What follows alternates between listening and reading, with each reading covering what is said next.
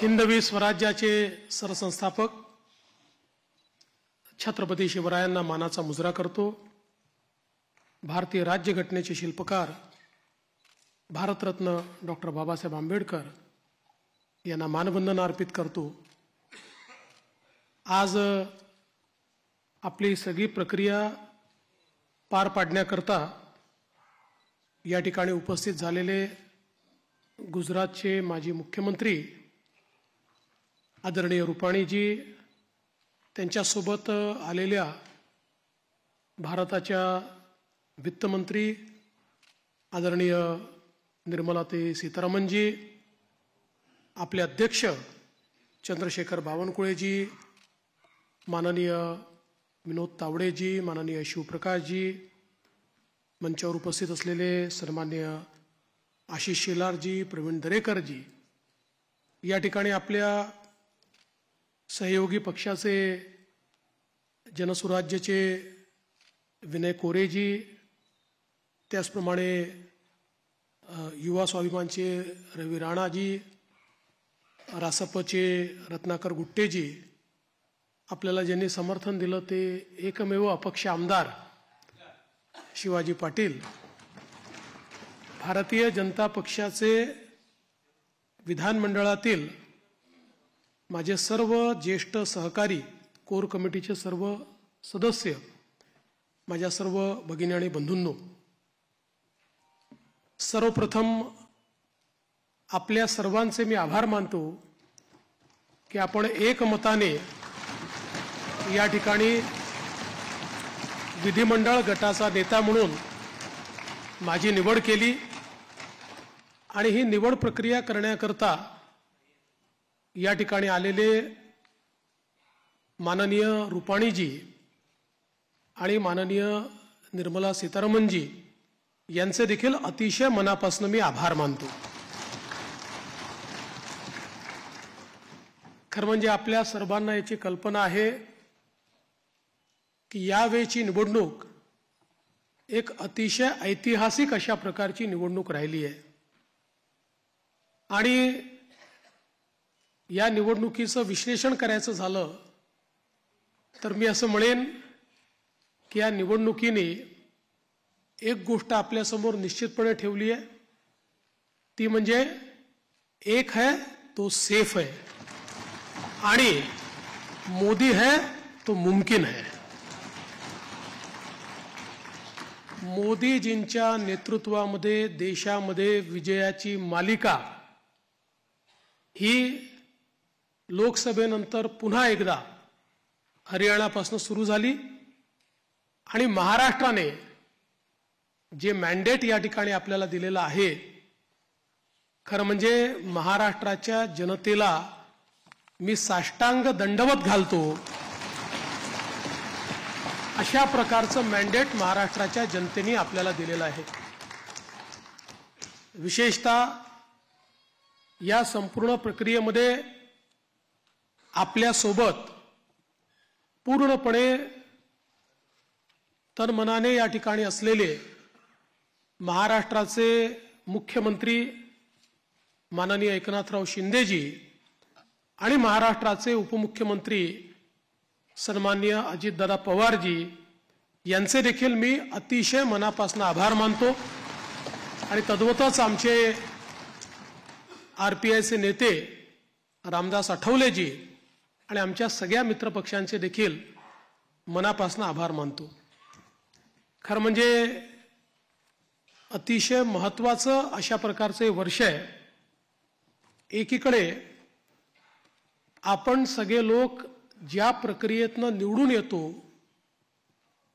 ती प्रक्रिया ज्या संविधानाने आपल्याला दिली, भारतरत्न डॉक्टर बाबासाहेब आंबेडकरांनी तयार केलेलं आमचे संविधान, या संविधानाची 75 वर्ष पूर्ण होत आहेत आणि म्हणून सर्वार्थानं एक अत्यंत महत्त्वाचं अशा प्रकारचे वर्ष आहे।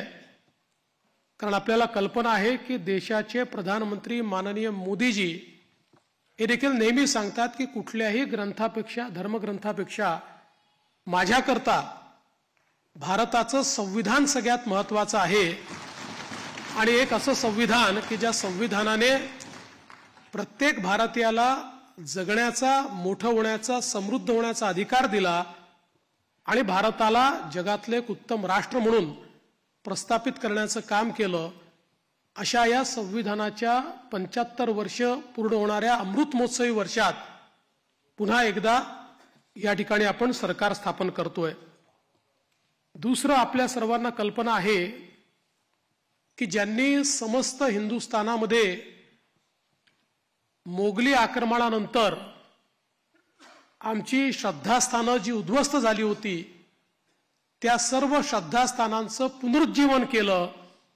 त्या राजमाता अहिल्यादेवी होळकर यांचंही 300वे जयंती वर्ष हेच आहे.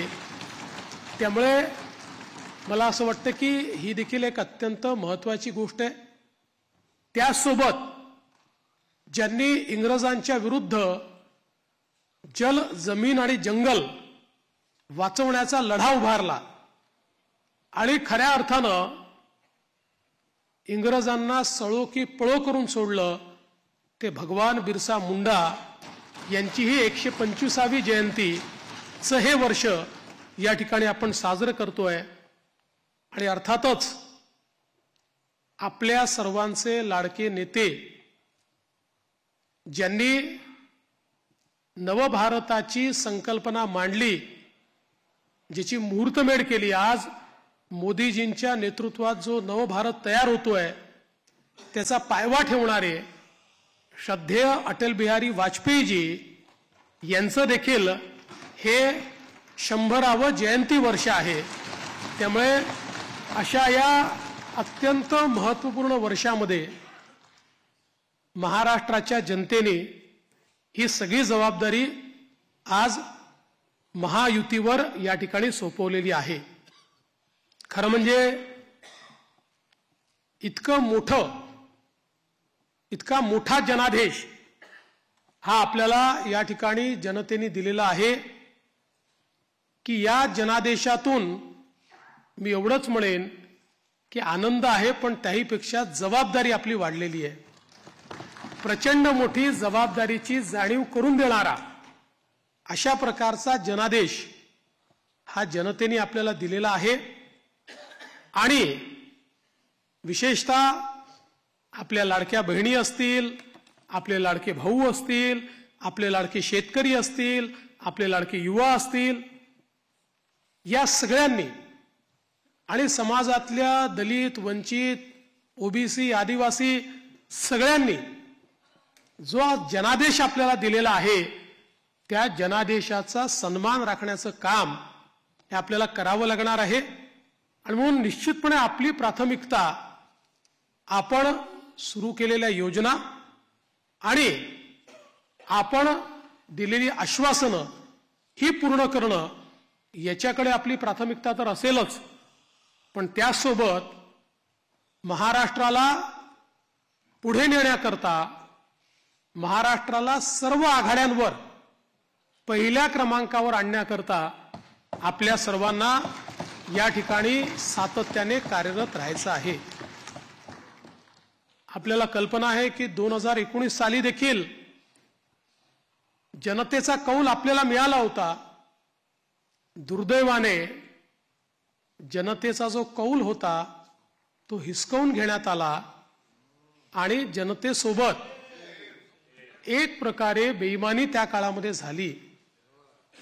मी काही त्या इतिहासामध्ये जाऊ इच्छित नाही, एक नवीन सुरुवात आपण करतोय, पण या गोष्टीचा निश्चित उल्लेख करेन की सुरुवातीच्या 2.5 वर्षामध्ये ज्या प्रकारे वेगवेगळ्या पद्धतीनं आपल्याला त्रास देण्यात आला, आपल्या आमदारांना त्रास देण्यात आला, नेत्यांना त्रास देण्यात आला, अशाही परिस्थितीमध्ये मला या गोष्टीचा अभिमान आहे की 2.5 वर्षात एकही आमदार आपल्याला सोडून गेला नाही. सगळे आमदार, सगळे नेते संघर्ष करत होते आणि त्या संघर्षामुळेच 2022 साली पुन्हा आपलं सरकार तयार झालं आणि त्यातूनच आज पुन्हा एकदा पूर्ण बहुमत आपल्या महायुतीला प्रचंड बहुमत हे महायुतीला मिळालं आणि आपल्या भारतीय जनता पक्षाला 132 आणि आपल्या मित्रांसोबत 137 जागा, एक प्रकारचा इतिहास या महाराष्ट्रामध्ये लिहिला गेला. हा इतिहास मला असं वाटतं की अभूतपूर्व अशा प्रकारचा आहे. या निमित्ताने देशाचे प्रधानमंत्री माननीय मोदीजींचे मी मनापासून आभार मानेन की माझ्यासारख्या बूथचा कार्यकर्ता म्हणून ज्याने काम चालू केलंय, वॉर्डाचा अध्यक्ष म्हणून काम चालू केलंय, अशा एका कार्यकर्त्याला या सर्वोच्च पदापर्यंत 3 वेळा माननीय मोदीजींनी या ठिकाणी बसवलं. अर्थात त्यातला एकदा 72 तासाकरताच होतो, पण तरी देखील टेक्निकली होतो. त्याच्यामुळे 3 वेळा मला महाराष्ट्राच्या मुख्यमंत्री पदावर बसण्याचा मान सन्मान त्यांनी दिला. हा पक्ष ज्या प्रकारे त्यांच्या नेतृत्वात मोठा झाला, त्यातूनच सामान्य कार्यकर्त्यांना वेगवेगळी त्या ठिकाणी पदं मिळाली, चांगली पदं मिळाली, आपल्याला काम करण्याची संधी मिळाली. म्हणून मी आदरणीय मोदीजींचं मनापासून या ठिकाणी त्यांचे आभार मानतो. पक्षाचे राष्ट्रीय अध्यक्ष आदरणीय JP नड्डा साहेब यांचे देखील अतिशय मनापासून आभार मानतो. आणि त्याचसोबत ज्यांनी या संपूर्ण निवडणुकीमध्ये अतिशय ताकदीनं महाराष्ट्रामध्ये आपल्यासोबत तळ ठोकून कार्यकर्त्यांमध्ये ऊर्जा निर्माण केली आणि या निवडणुकीत अत्यंत ताकद आपल्या सर्वांना दिली, ते देशाचे गृहमंत्री माननीय अमितभाई शहा यांचे देखील आभार मानतो. आणि भारतीय जनता पक्षाचं जे शीर्षस्थ नेतृत्व आहे त्या सगळ्या नेत्यांचे या ठिकाणी अतिशय मनापासून मी आभार मानतो. आणि विशेषतः वेगवेगळे राज्यातल्या ज्या कार्यकर्त्यांनी नेत्यांनी आपल्याला मदत केली त्यांचे देखील मी अतिशय मनापासून आभार मानतो. महाराष्ट्रातली सगळी टीम तर आपले प्रदेशाध्यक्ष बावनकुळेजी यांच्या नेतृत्वात महाराष्ट्र भाजप हा पूर्ण ताकदीने या ठिकाणी मैदानामध्ये होता आणि त्यामुळेच हा विजय आपल्याला या ठिकाणी मिळालेला आहे. त्याबद्दल भारतीय जनता पक्ष महाराष्ट्राच्या संपूर्ण टीमचं मी मनापासून अभिनंदन करतो, आभार मानतो. आणि अर्थातच तुम्ही सगळे लोक आहात म्हणून मी इथे आहे. तुम्ही नसतात तर मी इथे नसतो. त्याच्यामुळे तुमचे सगळ्यांचे मनपूर्वक आभार मानत असताना पुढची वाट ही आपल्याला अपेक्षा पूर्ण करण्याकरता संघर्षाची आहे. आपल्याला अपेक्षा पूर्ण करायची आहेत. त्यामुळे आपल्याला सगळ्यांना आपलं महायुतीचं सरकार आहे, या सरकारमध्ये एक दिलाने आपल्या सगळ्या मित्रांना सोबत घेऊन आणि प्रसंगी जेव्हा इतकं मोठं मॅन्डेट असतं त्यावेळी सगळ्या गोष्टी सगळ्यांच्या मनाच्या आपल्याला पूर्ण करता येत नाहीत. पण आपण एक लार्जर, एक मोठा अशा प्रकारचा विचार घेऊन, एक लार्जर गोल घेऊन आपण राजकारणामध्ये आलेलो आहोत. केवळ पदांकरता, केवळ आपल्याला कोणीतरी मोठं करावं याकरता आपण राजकारणात आलेले नाही आहोत. त्यामुळे मला या गोष्टीची पूर्ण अपेक्षा आहे की येत्या काळामध्ये 4 गोष्टी आपल्या मनाप्रमाणे होतील तर 4 गोष्टी मनाविरुद्ध देखील होतील. पण तरी देखील एका लार्जर इंटरेस्टमध्ये आपण सगळे एकत्रितपणे काम करू आणि आपली शक्ती काय आहे ही शक्ती निश्चितपणे या ठिकाणी आपण दाखवून देऊ.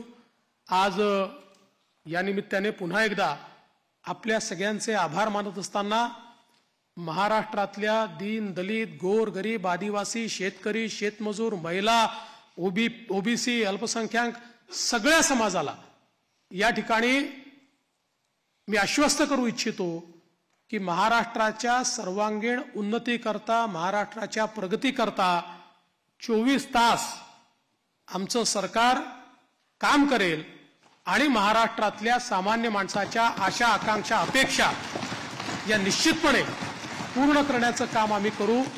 पुन्हा एकदा आपल्या सर्वांचे आभार मानतो. माननीय देशाचे पंतप्रधान नरेंद्र मोदीजी यांचे मनापासून आभार मानतो आणि माझं बोलणं संपवतो.